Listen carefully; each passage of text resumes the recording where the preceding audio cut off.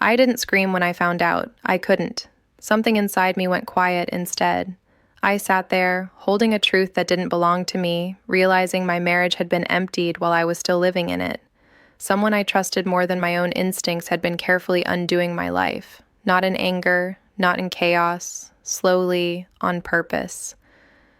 I lost more than love. I lost my home, my sense of safety, my name in rooms I hadn't even entered yet. People think betrayal is loud. It isn't. It's paperwork. It's silence. It's waking up one day and understanding that everything you built is no longer yours. I didn't confront him. I didn't fall apart. I started paying attention. Before all of this, I was someone who believed consistency meant safety. My name is Claire. I liked routines. Morning coffee the same way. Bills paid early. Conversations finished, not left hanging. I believed that if you showed up every day and did what you said you would do, life stayed mostly intact. I wasn't naive. I knew people lied. I just didn't think the person sleeping beside me was building a separate reality while I planned ours. I trusted slowly, but once I did, I trusted completely. Friends came to me when things fell apart because I didn't panic. I listened.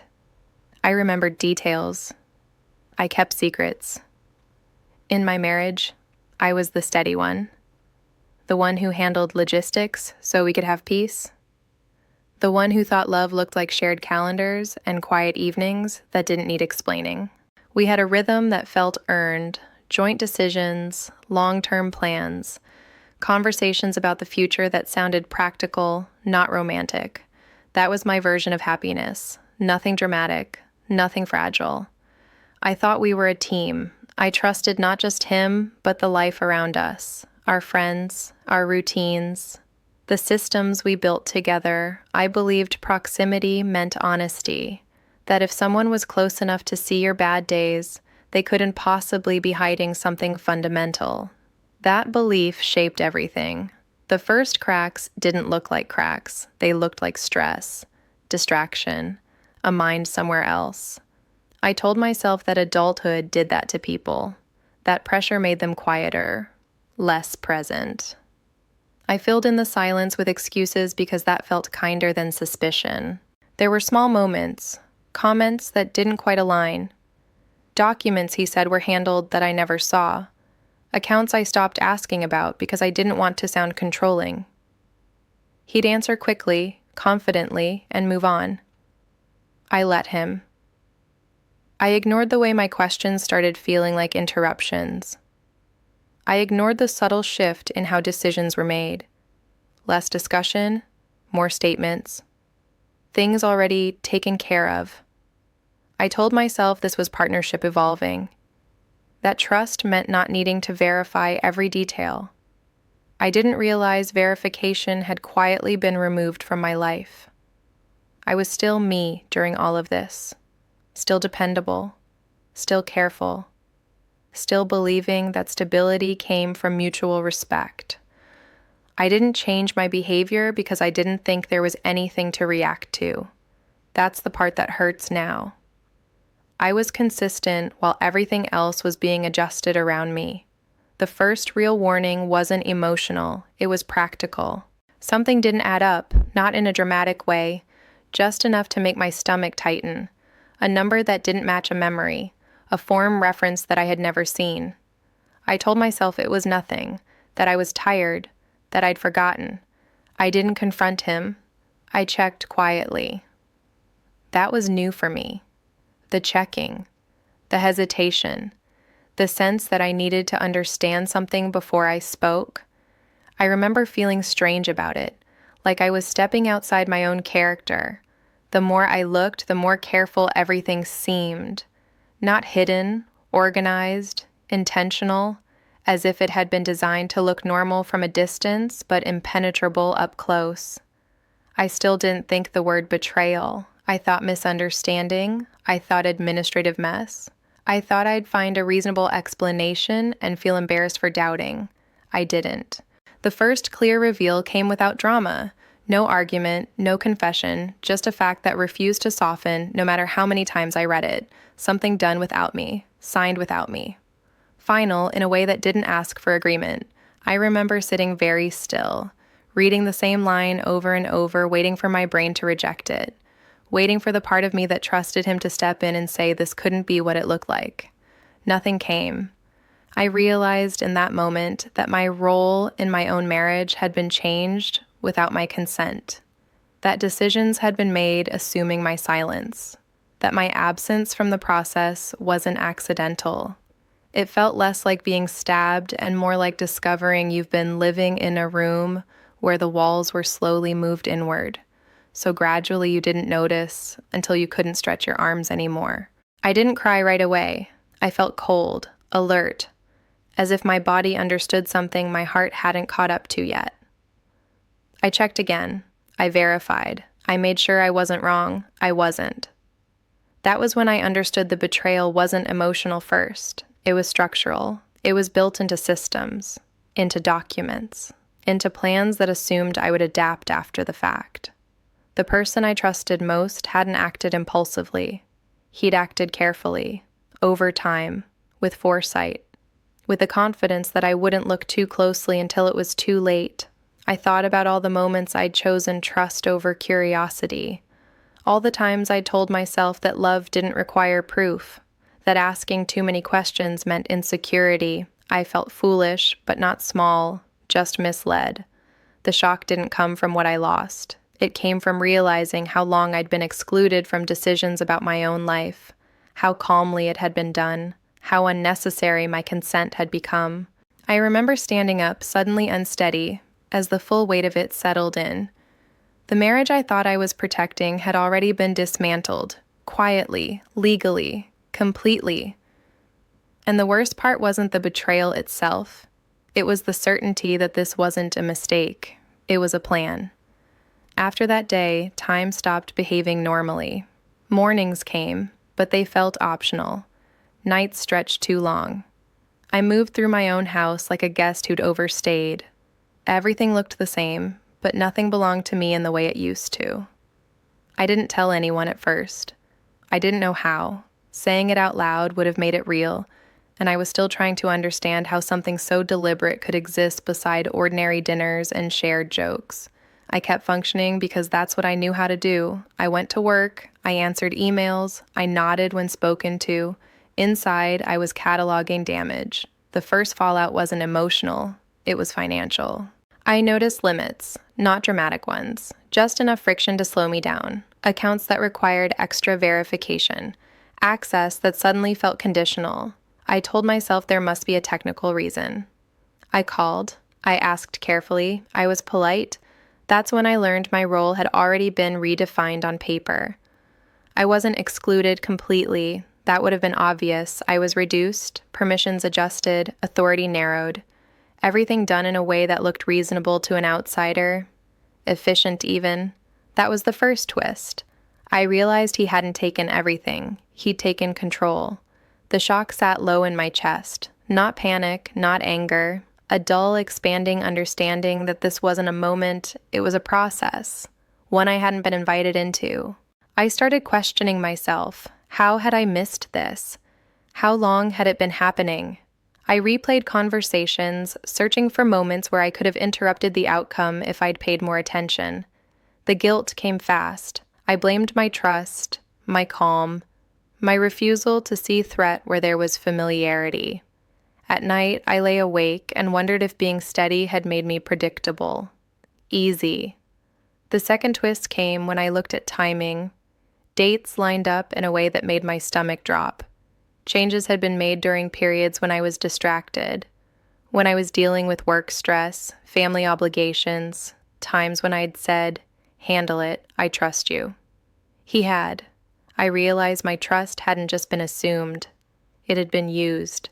That thought hurt more than the loss itself. It meant my good faith wasn't collateral damage. It was a tool. I began to feel embarrassed in ways I hadn't expected. Not humiliated publicly, but internally, like I'd betrayed myself by believing that closeness guaranteed care. I stopped talking freely to people, Even friends. I didn't know who had known what, or when. That question followed me everywhere. Who knew? The third twist answered it in pieces. Casual comments from people we knew started landing differently. Remarks that once felt harmless now sounded rehearsed. Assumptions about my situation that I hadn't shared. Someone mentioned a detail I'd never discussed with them. It was small, but it lodged itself deep. I realized the story of my life had been narrated without me. He hadn't just rearranged assets. He'd shaped perception. Carefully. Quietly. Painting himself as responsible. Me as distant. Uninvolved. Someone who preferred not to deal with those things. I saw how it worked. How easy it was to accept that version. I'd helped write it by stepping back, by being agreeable, by letting him be the spokesperson for our shared life. The reputational damage didn't explode, it seeped. I felt it in meetings where I was treated as less informed than I was, in conversations that skipped over me, in the subtle way my competence was questioned without being challenged directly. I started doubting my own memory, my instincts. I wondered if I'd been wrong about other things too. If my sense of reality was flawed. That was the most destabilizing part, not knowing where my blind spots ended. The fourth twist came when I found something that wasn't meant for me at all. It wasn't dramatic, just evidence of intent, language that removed any remaining doubt that this was planned with foresight, that contingencies had been considered, that outcomes had been predicted. I felt physically sick reading it. Not because of what it took from me, but because of how thoroughly I'd been accounted for. My reactions, my limits, my tendency to avoid conflict. It was all there, not cruel, just strategic. That's when the confusion gave way to clarity. This wasn't about love fading or conflict avoidance.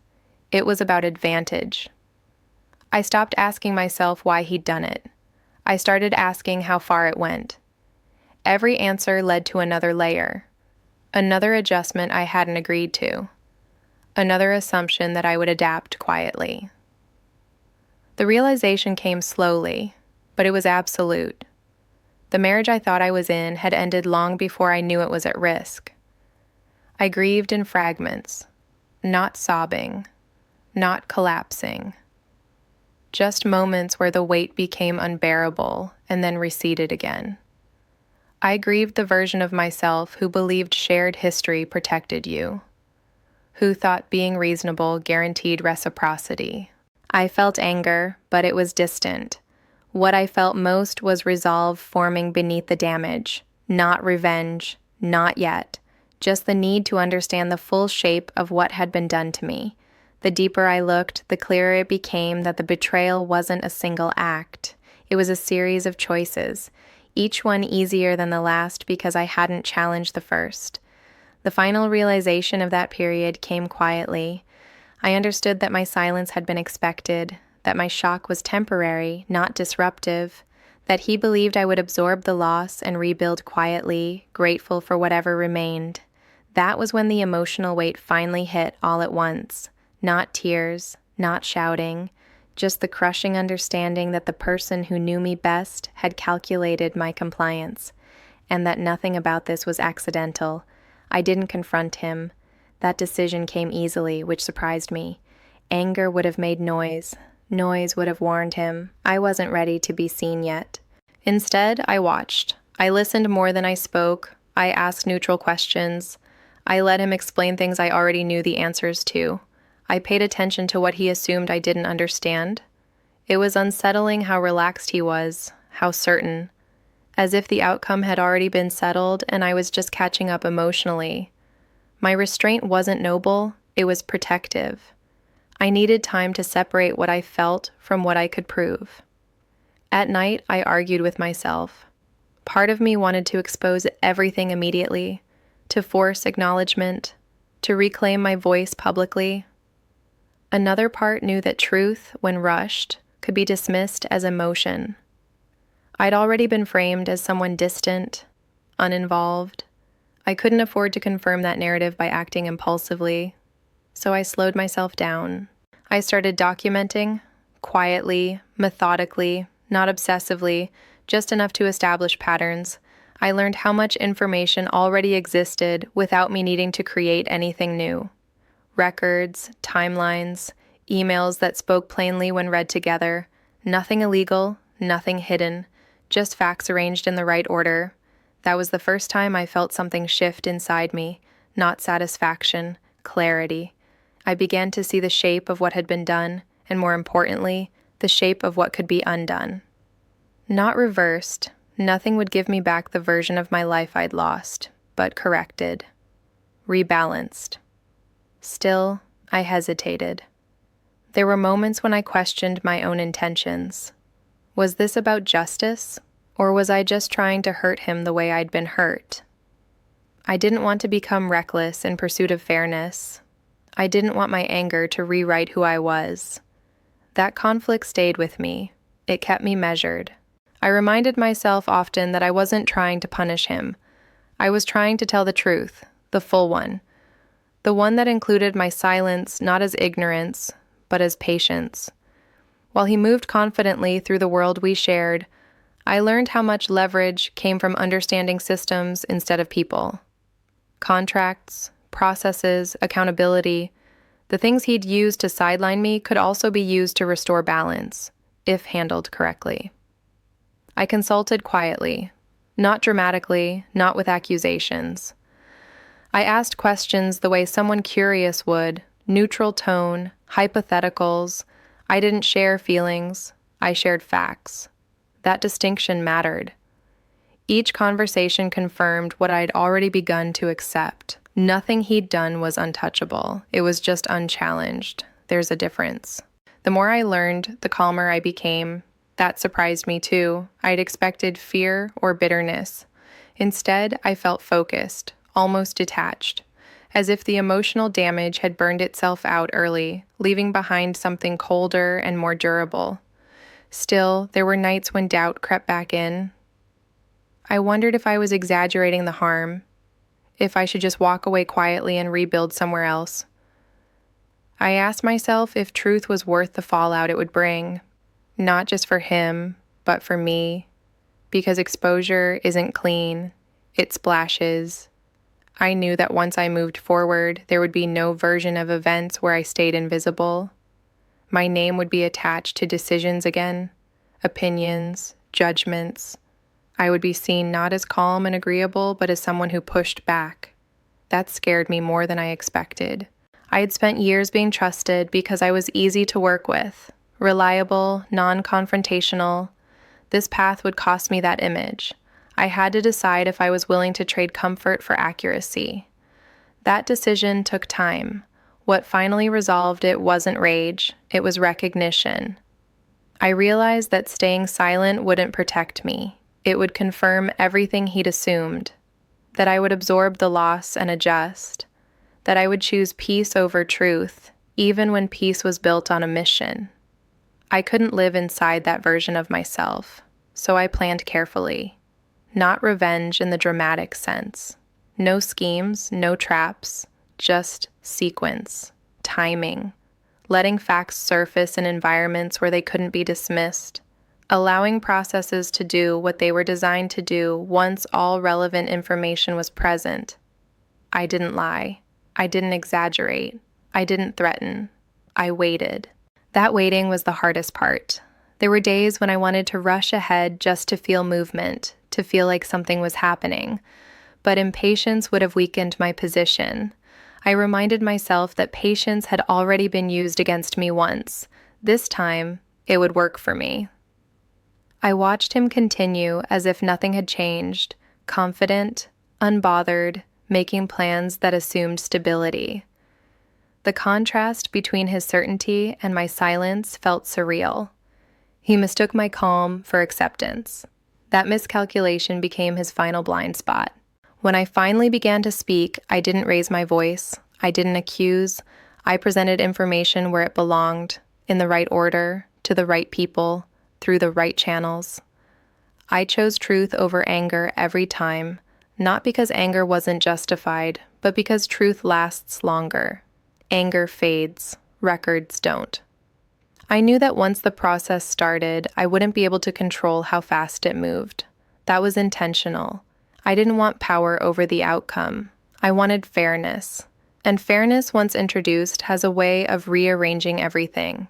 I didn't feel victorious as things began to shift. I felt steady, grounded in a way I hadn't felt in a long time. Whatever came next, it wouldn't be built on omission. The revenge wasn't loud. It didn't need to be. It was already in motion. The truth didn't arrive all at once. It never does. It surfaced the way water does when a structure has been quietly compromised. Slow leaks first, then visible damage, then collapse that no one can pretend came out of nowhere. I didn't announce anything. I didn't need to. Once the right information existed in the right places, the system did the rest. Questions were asked that he wasn't prepared for. Not aggressive ones, routine ones, requests for clarification, follow-ups that required documentation instead of confidence. At first, nothing seemed different. He still moved through rooms with the same ease, still spoke with authority, still assumed his version of events was the default. I watched from a distance as small inconsistencies began to surface. Nothing accusatory, just enough friction to slow him down. That was the first sign. The second came when explanations started to multiply. He began offering details no one had requested, over-explaining minor points, redirecting conversations. I recognized the behavior immediately. It was the same way I'd spoken early on, when I'd tried to justify my trust to myself. The difference was that I was no longer listening for reassurance. I was listening for cracks.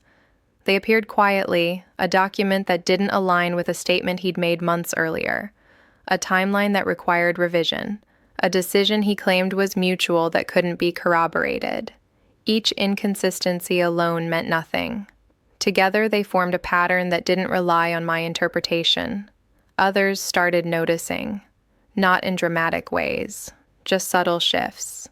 Meetings that grew more formal, conversations that included more people than necessary, requests that arrived in writing instead of being handled casually. Authority, I learned, depends heavily on uninterrupted trust. Once that trust wavers, even slightly, everything slows. I stayed out of the way. That was important. If I became visible too soon, the narrative would turn personal, emotional. Instead, I let the facts remain impersonal, neutral, difficult to argue with because they weren't accusations. They were records. The first real consequence landed without fanfare. A decision was paused, not reversed, just delayed pending clarification. It was a small thing, but I saw the shift immediately. He noticed it too. I could tell by the way he asked about it later, pretending curiosity while scanning for threat. I didn't respond. Silence, I learned, can be more destabilizing than confrontation. There's nothing to defend against, nothing to push back on, just space for doubt to grow. As more information surfaced, the narrative he'd built began to require maintenance. He had to remember what he'd said to whom, which version applied in which context. That's when things started slipping. People don't collapse under accusation. They collapse under contradiction. The reputational damage didn't announce itself. It appeared as distance, a hesitation before agreement, a subtle recalibration of trust. People stopped deferring automatically. They asked for verification. They included others. They documented. He was still present, still speaking. But his words carried less weight. That loss is difficult to explain to someone who hasn't experienced it. Authority doesn't disappear. It thins. It becomes conditional, temporary, subject to review. I watched as the confidence he'd relied on stopped producing results. He began to look tired, less certain. The ease he'd carried himself with gave way to something tighter, more guarded. I felt no satisfaction watching this, just confirmation. The next consequence came from outside his control. Someone else, reviewing the same information I'd quietly released, asked a question that couldn't be redirected. It wasn't hostile. It was procedural, the kind of question that demands a clear answer because the implications extend beyond one person. He didn't have one. That was when the story began to change publicly. Not dramatically, no announcements, just a gradual reframing. Decisions once attributed to leadership were now described as oversights. Assumptions were acknowledged. Responsibility became less centralized. He was still involved, but no longer unquestioned. I remained invisible in this process. My role wasn't hidden, but it wasn't emphasized. That mattered. It prevented retaliation. It kept the focus where it belonged, on the facts themselves. Eventually, the deeper layers surfaced. Not because I revealed them, but because once scrutiny exists, it spreads. Other people looked more closely at adjacent decisions, related records, similar patterns. What had once been dismissed as efficiency began to look like exclusion. The lies didn't explode, they unraveled. And with them, the reputation he'd carefully maintained began to shift. Not to villainy, nothing so dramatic. To unreliability. To someone who operated with selective transparency. That label sticks longer than anger ever could. The final consequence arrived quietly, and it landed hard. A recalculation, a reassignment.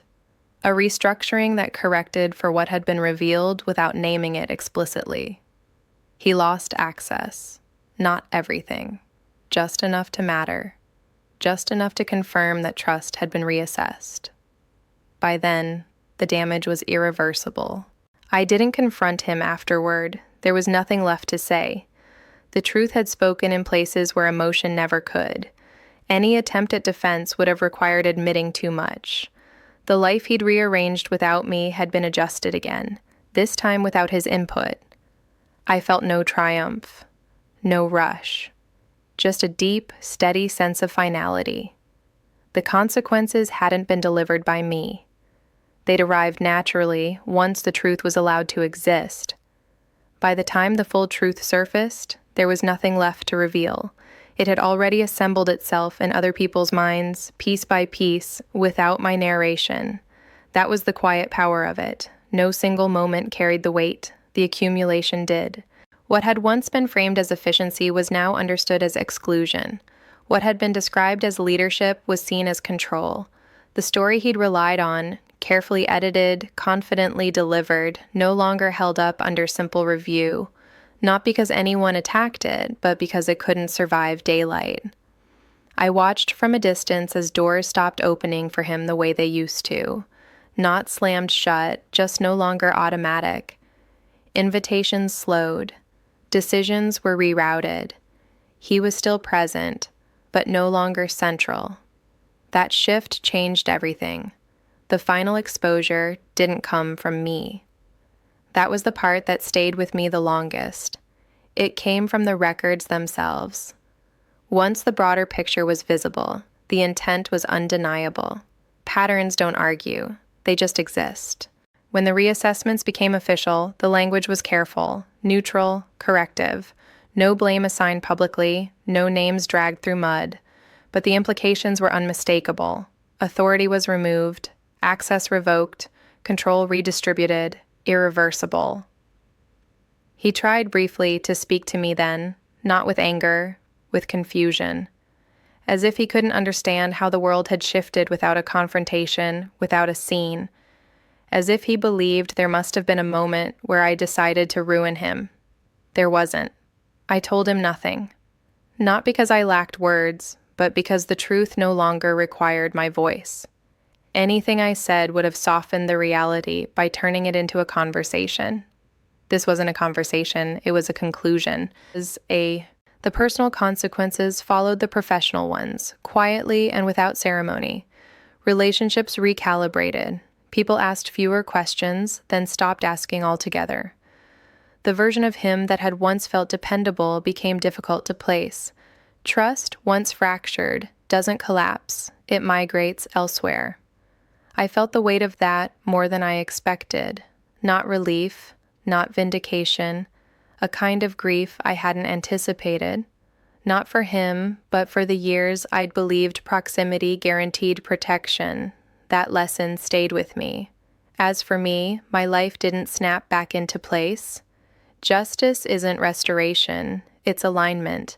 I didn't get back what I lost, but I stopped losing more. That mattered. My name returned to spaces it had been quietly removed from. My voice regained its place, not through insistence, but through consistency. I didn't explain myself. I didn't correct perceptions unless asked directly. I let my work speak the way the truth had, slowly, without force. There were moments when I wondered if I should have acted sooner, if waiting had cost me something I couldn't recover. Maybe it had. But I also knew that acting too quickly would have turned this into a story about emotion instead of fact. I chose accuracy over speed. I don't regret that. The guilt faded gradually, not because I convinced myself I was right, but because the outcomes confirmed it. Consequences had arrived without cruelty. Accountability had landed without spectacle. Nothing about it felt excessive. That's how I knew it was just. I didn't walk away untouched. There were nights when the quiet felt too loud, when the absence of what I thought my life would be pressed against me until sleep felt impossible. But even then, I knew something fundamental had shifted in my favor. I trusted myself again. Not blindly, not the way I used to, but deliberately, with awareness. I learned that restraint isn't weakness, and silence isn't surrender. Sometimes it's strategy. Sometimes it's survival. The last thing I let go of was the need to be understood by him. That release came slowly. One day I realized I no longer replayed conversations that would never happen. I no longer imagined explanations that wouldn't matter. The story was finished, whether he accepted it or not. What remained was my life, changed, narrower in some places, stronger in others, built now on clarity instead of assumption. I didn't win. I wasn't supposed to. The truth did. And it didn't need me to raise my voice to do it.